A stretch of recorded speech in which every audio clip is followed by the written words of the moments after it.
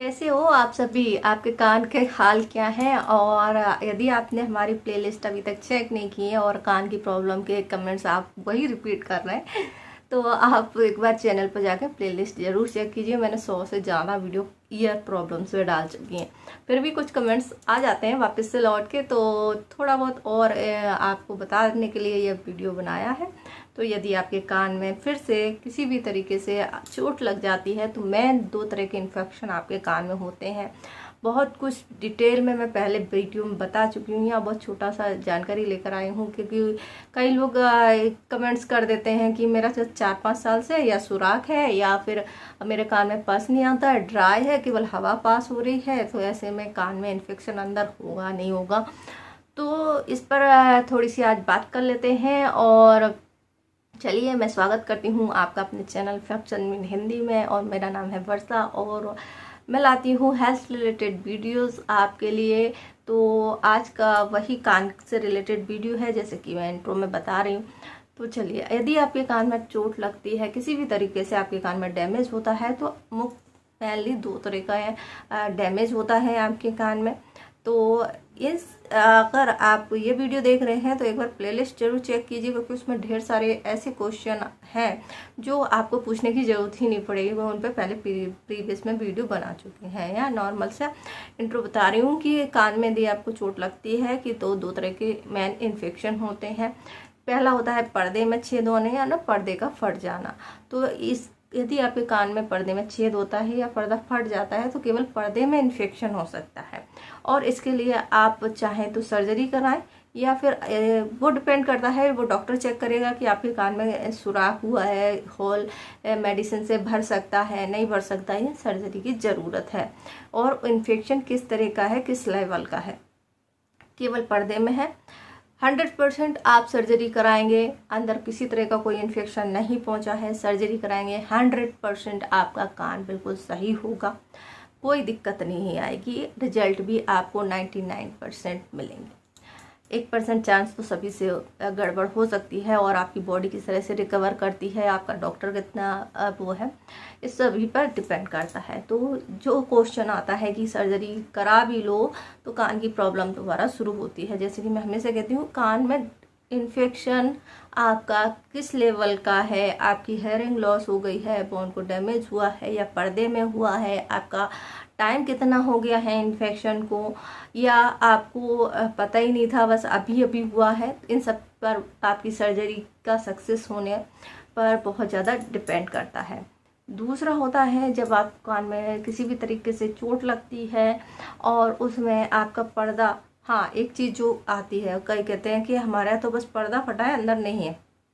तो आपके कान में यदि इन्फेक्शन हुआ है, पर्दा फटा है, पर्दा आपको हर कंडीशन में फटेगा ही फटेगा, इन्फेक्शन अंदर हो या ना हो।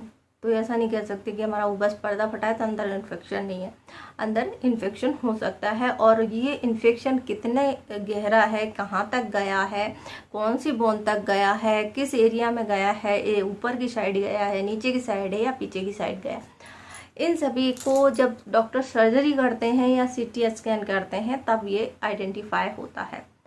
एक्सरे में आपकी बोन के बारे में पता चलता है कि गली है या नहीं गली है। ये पता नहीं चलेगा कि कहाँ तक आपका इन्फेक्शन गया है, या आपके जो पस है, पानी है, कहाँ तक जाता है।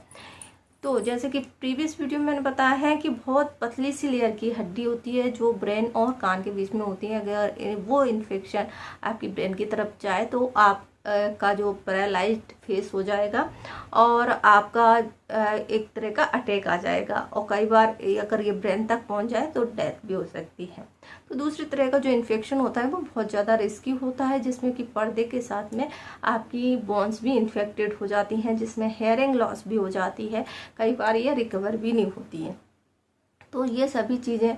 तीसरी चीज़ होती है कि उसमें नस का सूखना, नस का सूखने का बहुत ज़्यादा क्वेश्चन आता है। यदि आपकी कान की हेयरिंग चली गई है, नस सूख गई है, डॉक्टर ने बोल दिया है, उसका ठीक होने का कोई चांस नहीं होता है। कुछ केसेस में अगर बोन की वजह से हेयरिंग गई है तो फिर आपको चांस है कि आपकी हेयरिंग वापस आ सकती है। तो ये चीज़ें डॉक्टर जब आपके एग्जामिनेट करेगा तभी बता पाएंगे कि हेयरिंग आ सकती है या नहीं आ सकती। तो बहुत कंफ्यूजिंग क्वेश्चन होते हैं, आप लोग पूछ लेते हैं कि ऑपरेशन कराएं तो हेयरिंग आ जाएगी कि नहीं आ जाएगी, या नस सूख गई है। तो हमेशा बोलती हूँ नस सूख गई है तो बहुत कम चांस है। उसके लिए बेस्ट होता है कि आप हेयरिंग ऐड यूज़ कर लें, क्योंकि अगर आप अभी से हेयरिंग ऐड यूज़ करना शुरू कर देते हैं तो आपकी जो हेयरिंग अभी बची हुई है उतनी तो रहेगी। आपकी लाइफ बहुत लंबी है तो उसको थोड़ा सा बचा के रखिए, केयर कीजिए, फालतू की बातों में मत पड़िए।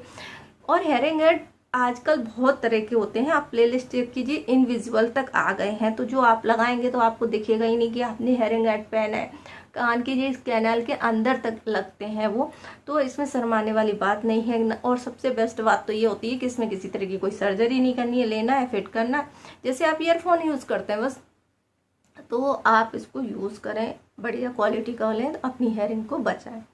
तो ये है कि अगर आपको कान में चोट लगती है, किसी भी तरीके से इन्फेक्शन होता है, तो ये दो ही होते हैं, या तो आपका पर्दा केवल इन्फेक्टेड होगा। अगर पर्दा अकेला इन्फेक्टेड हुआ है तो 100% आपकी रिकवरी हो जाएगी।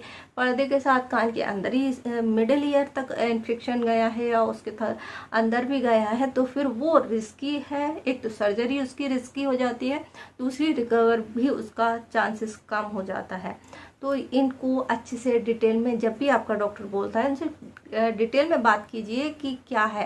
केवल इतना नहीं कि उन्होंने कह दिया सर्जरी करानी पड़ेगी और बस आप आ गए सर्जरी करानी है, फिर उसको समझिए प्रोसेस क्या है कान की, कान किस तरह से काम करता है, आपका कौन सा पार्ट इन्फेक्टेड है, कितने चांस है हेयरिंग जाने के या कितने % है हेयरिंग वापस आने के, सभी इस पर डिटेल में बात जरूर करें। तो बस ये थोड़े से क्वेश्चन थे और थोड़े से डाउट थे जिनको हम क्लियर करना चाहते थे। तो आई होप आपको वीडियो अच्छी लगी है। वीडियो अच्छी लगे तो वीडियो को लाइक ज़रूर करें और भी हमारे वीडियोज़ हैं उनको भी देखा करें। तो और हमारे चैनल को सब्सक्राइब करें यदि आप नए हैं, अभी तक आपने हमारी वीडियोज़ को नहीं देखा है तो। वीडियो देखने के लिए आपका धन्यवाद।